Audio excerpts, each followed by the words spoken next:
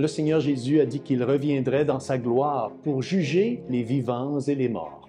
Mais quand cela se produira-t-il et comment pouvons-nous nous y préparer?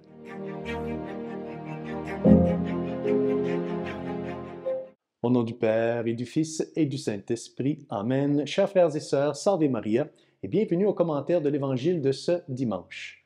Nous sommes au début d'une nouvelle année liturgique qui s'ouvre avec le premier dimanche de l'Avent. L'Avent est la période liturgique qui précède le temps de Noël, au cours de laquelle nous célébrons la première venue de notre Seigneur Jésus-Christ et qui préfigure également sa seconde venue à la fin des temps.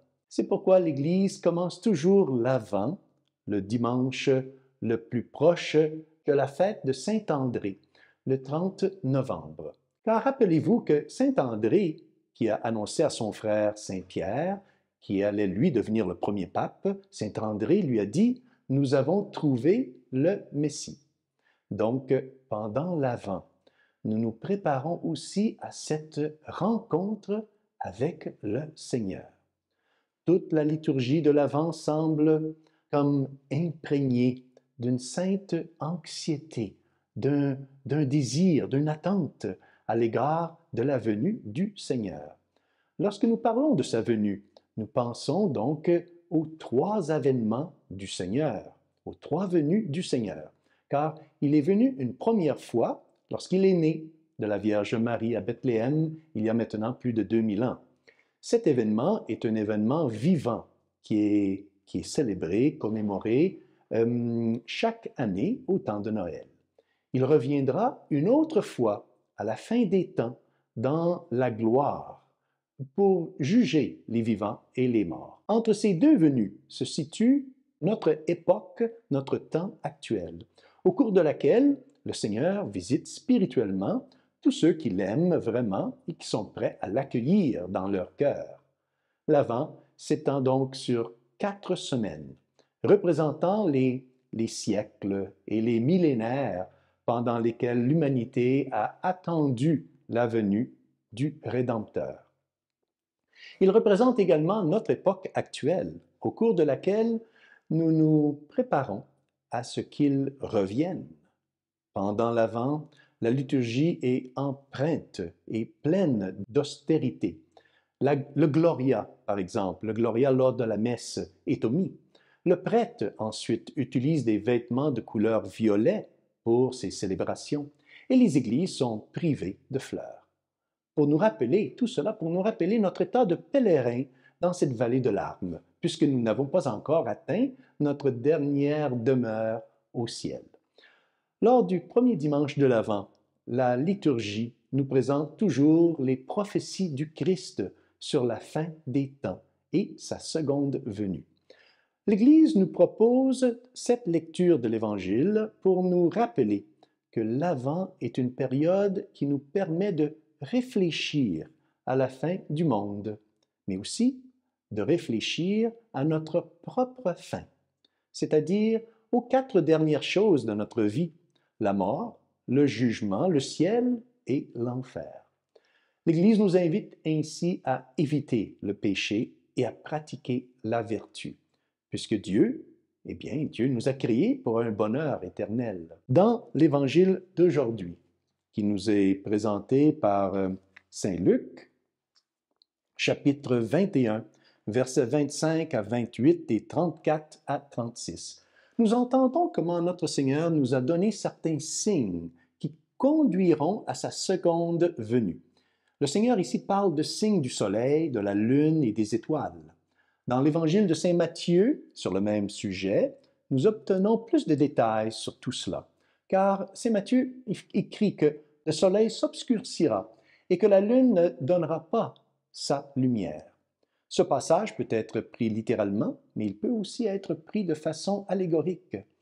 Saint Augustin a fait un lien entre les signes du soleil, de la lune et des étoiles et la Sainte Église catholique, dont l'Écriture dit allégoriquement que l'Église est belle comme la lune et éclatante comme le soleil. Saint Augustin dit que ces signes font référence aux grandes persécutions de l'Église. Il y a un autre saint, Saint Vincent Ferrier, a interprété l'obscurcissement du soleil comme signifiant que la véritable doctrine de notre Seigneur Jésus-Christ, lui qui est appelé le soleil de justice, sera un jour corrompu et dénaturé. Saint Vincent Ferrier dit que la lune représente ici l'Église catholique. Lorsque la lune ne donne plus sa lumière, ou que l'Église catholique donc semble plus éclairer le monde avec la vérité, alors la fin des temps est proche. Frères et sœurs, cela ne ressemble-t-il pas peut-être aujourd'hui à notre époque? Eh oui. Mais attention, attention, nous ne pouvons pas être certains que la seconde venue du Christ soit si éminente que ça, puisque notre Seigneur aussi a dit dans d'autres endroits dans les Écritures que même les anges ne connaissent pas le jour ou l'heure où il viendra. Ces signes devraient nous servir d'avertissement pour nous préparer à sa venue, car elle serait comme celle d'un voleur qui vient la nuit sans que personne s'en aperçoive. Mais alors, comment devons-nous nous préparer à sa seconde venue? Eh bien, notre Seigneur lui-même nous l'explique dans l'Évangile d'aujourd'hui. Après avoir donné les signes, il dit que le monde entier verra le Fils de l'homme. Le Fils de l'homme venant sur une nuée avec puissance et grande gloire. Puis notre Seigneur, il ajoute, « Quand ces événements commenceront, redressez-vous et relevez la tête, car votre rédemption approche. » Ce passage, frères et sœurs, « Redressez-vous et relevez la tête, car votre rédemption approche », est quelque chose dont on ne parle presque jamais dans les commentaires de l'Évangile. Notre Seigneur ne dit pas que nous devrions trembler de peur lorsqu'il viendra pour le jugement dernier. Notre Seigneur ici, il dit que nous devons redresser, nous devons nous tenir droits et fiers en relevant la tête, car notre rédemption, notre salut est proche. Cela signifie, frères et sœurs, que nous qui essayons d'être bons, nous qui essayons d'être justes, et surtout nous qui aimons Dieu, aimons le Christ, aimons l'Église, nous devrions nous réjouir de sa seconde venue. Nous devrions nous réjouir de sa miséricorde qui triomphe et que tous ceux qui l'aiment et le servent vraiment reçoivent leur récompense.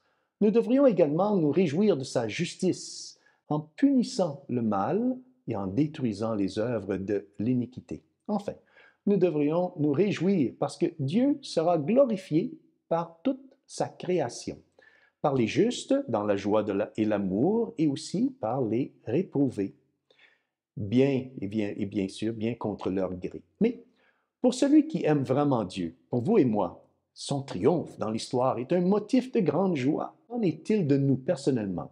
Oui, qu'en est-il de vous et moi? Je pose cette question parce que, enfin, nous n'avons pas peut-être toujours été tout à fait fidèles dans notre amour pour le Christ. Peut-être avons-nous commis quelques péchés qui accusent notre conscience et nous rappellent que nous ne sommes pas tout à fait, bien fidèles au Christ et nous ne sommes pas toujours très fidèles à ses commandements.